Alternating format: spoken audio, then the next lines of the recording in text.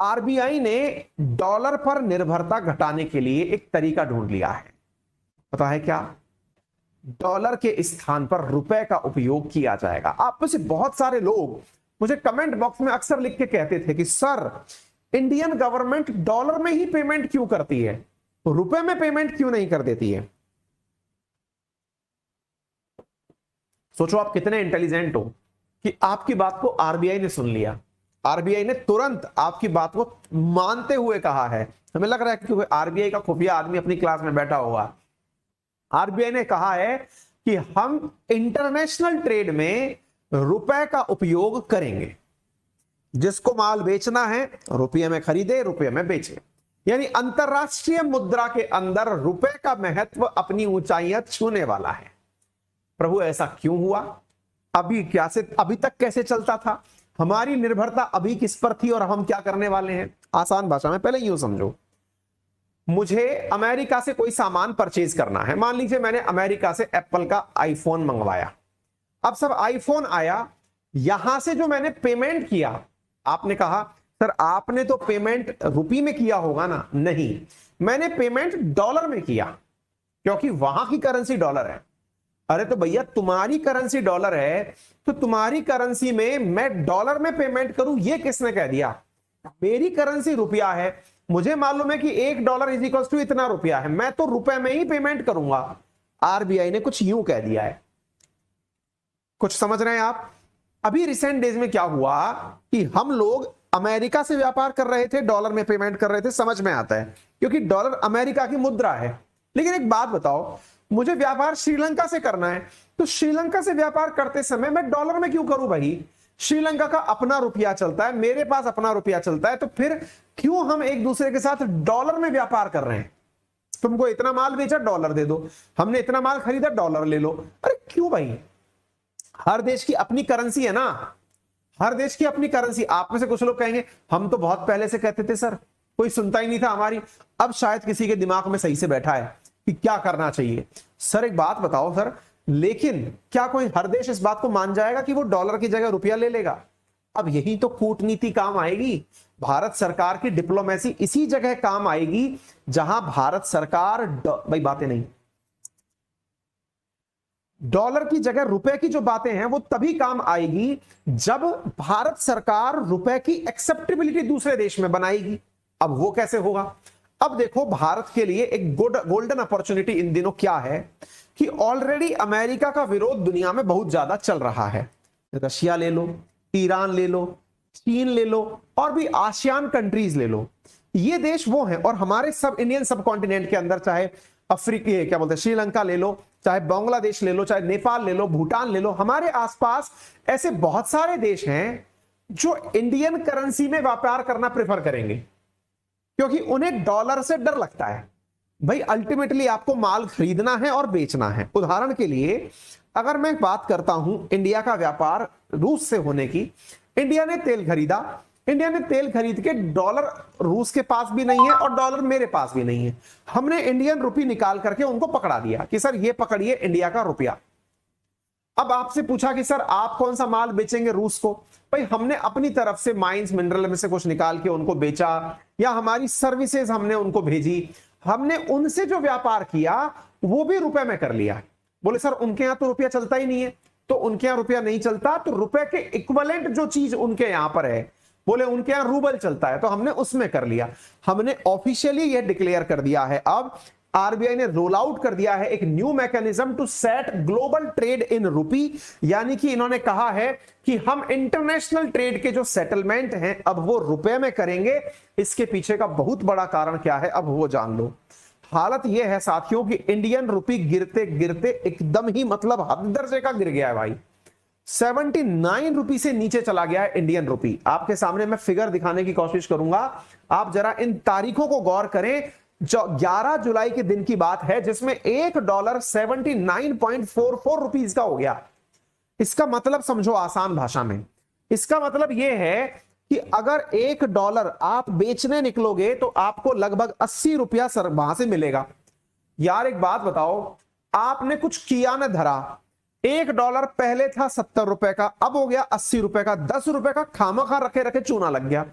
भाई जितना माल तुम पहले खरीद रहे थे अब उसमें तुम ज्यादा माल खरीदोगे, एक्सपोर्ट तो बढ़ गया हमारा, लेकिन अल्टीमेटली जो हमारे इंपोर्ट्स हैं वो तो महंगे हो गए ना। हम जो तेल परचेज करते हैं वो तो महंगा हो गया, क्योंकि अल्टीमेटली डॉलर का बहाव भैया बहुत गड़बड़ा गया। भारत सरकार डर गई। क्यों डर गई? आरबीआई ने कहा कि बोले सर देखो, हम लोगों का जो ट्रेड डेफिसिट हुआ करता था पहले वो 10% से नीचे हुआ करता था, लेकिन ये डॉलर के बढ़ते भावों के चलते और दूसरा मार्केट के अंदर बढ़ती महंगाई के चलते हमारा ट्रेड डेफिसिट दिहाई का आंकड़ा क्रॉस कर गया है। 20% से ऊपर यानी 25% तक हमारा लॉस चला गया ट्रेड डेफिसिट में। व्यापार में हमें घाटे हो रहे हैं। जब व्यापार में घाटे हो रहे हैं और घाटे की पूर्ति अगर हमने डॉलर में करी तो हमारा जो फॉरेन रिजर्व है वो खत्म हो जाएगा। फॉरेन रिजर्व अभी हमारे पास में लगभग $550 बिलियन का है, लेकिन ऐसी स्थिति में यदि हम लोग घाटे में चलते रहे तो हमारे पेमेंट्स डॉलर में होने लगेंगे और घाटे की पूर्ति के लिए हमारे अपने फॉरेक्स रिजर्व खाली करने पड़ जाएंगे। और अगर हमने अपने फॉरेक्स रिजर्व खाली कर दिए तो अगेन एक बहुत बड़ी चिंता की बात है, देश के अंदर डॉलर की कमी, जिसकी वजह से हम भविष्य में कहीं से कुछ खरीद ही नहीं पाएंगे। तो इसका रास्ता निकालिए। तो बोले इसका रास्ता यह है कि अब डॉलर को तो रखो बैंक में भर के और देशों से बात करो जो हमसे बिना डॉलर के हमारी करेंसी में व्यापार करने को तैयार हो। देश ने उस चीज का आह्वान कर दिया है और इस खुशी से ईरान, रूस, साउथ एशियन कंट्रीज, हमारे कॉन्टिनेंट्स, इन सब की तरफ से पॉजिटिव साइन डेफिनेटली मिल जाएगा, ये मानकर आप चलिए। यानी कुल मिलाकर मतलब ये है कि आरबीआई ने जो ये काम किया है ये पूरी तरह से काम कर जाएगा। अब सवाल बनता है, सर एक बात बताओ, आरबीआई ने प्रॉपर तरीके का नोटिफिकेशन निकाल दिया, व्यापार ऐसे करेंगे, सर होगा कैसे? लेकिन ये प्रक्रिया क्या होती है, मतलब किस प्रकार से ये काम करता है, मतलब वर्क कैसे करता है? चलिए मैं बताता हूं। देखो साथियों, होता क्या है, आज मान लो, सरल भाषा में यूं समझो, मान लो मुझे ईरान से व्यापार करना है ना, इंडिया को ईरान से व्यापार करना है। अब मुझे ईरान से व्यापार करना है तो मेरे पास में दो तरीके हैं। क्या तरीके हैं? ईरान की सरकार को मैं रुपए भेजूं और ईरान की जो मुद्रा है वो मैं अपने यहां पर स्वीकार करूं। और बोले सर एक बात बताओ, क्या आपके यहां से ट्रक में भर के पैसे भेजे जाएंगे क्या? या फिर जहाज में जहां तेल आ रहा है उसी समय पर एक आदमी और आएगा, उसको आप बैग पकड़ा दोगे कि ले भाई सामान तो तूने उतार दिया, अब खाली ट्रक ले जा रहा है, पैसे भी ले जाना। ऐसा होगा क्या? ऐसा नहीं होता। तो फिर क्या होता है? व्यापार कैसे होते हैं? व्यापार इन दो अकाउंट्स के माध्यम से होते हैं। कौन से दो अकाउंट है? बैंकिंग की भाषा में एक अकाउंट का नाम है नोस्त्रो अकाउंट और एक अकाउंट का नाम है वोस्त्रो अकाउंट। ये टर्म याद कर लीजिएगा साहब। कौन कौन से अकाउंट हो गए? एक का नाम नोस्त्रो और एक का नाम वोस्त्रो। क्या मतलब है इन अकाउंट्स का? थोड़ा सा ध्यान से समझना। नोस्त्रो और वोस्त्रो ये दो अकाउंट बैंक में बनने वाले वो अकाउंट हैं जो किसी दूसरे देश की बैंक के द्वारा बनवाए जाते हैं। एक बात के लिए यहां पर आपको एक टर्म सिखाई जा रही है और उस टर्म का नाम है बैंक एडी। बैंक एडी ये एक टर्म सीखिएगा और उसके बाद में नोस्त्रो और वोस्त्रो सीखिएगा। ऑथराइज्ड डीलर बैंक, इसको यूं समझिए, जैसे मान लो आज अपनी एसबीआई है ना, वो एसबीआई मान लीजिए ईरान गई। ईरान जाकर के उन्होंने कहा कि हम अपनी यहां पर एक शाखा खोल लेते हैं साहब। बोले उसमें क्या होगा? बोले आपको जो पेमेंट करना हो ना वो हमारी इसी अकाउंट में कर देना। अब ये अकाउंट नोस्त्रो अकाउंट है कि वोस्त्रो अकाउंट है? ध्यान से सुनना। अब इधर देखो, लैटिन वर्ड जो वोस्त्रो है इसका मतलब है it is yours an account then foreign bank hold with our bank in domestic currency. A foreign bank hold with our bank, यानी अगर मैंने ईरान की किसी बैंक के खाते की बात करी, उस बैंक ने एसबीआई इंडिया में अगर खाता खुलवा दिया तो ये उसका वोस्त्रो अकाउंट है। फिर से सुनिए, अगर मान लीजिए इंडिया की एसबीआई ने ईरान की किसी बैंक में अपना खाता खुलवा दिया तो ईरान वालों के लिए एसबीआई का अकाउंट वोस्त्रो अकाउंट है।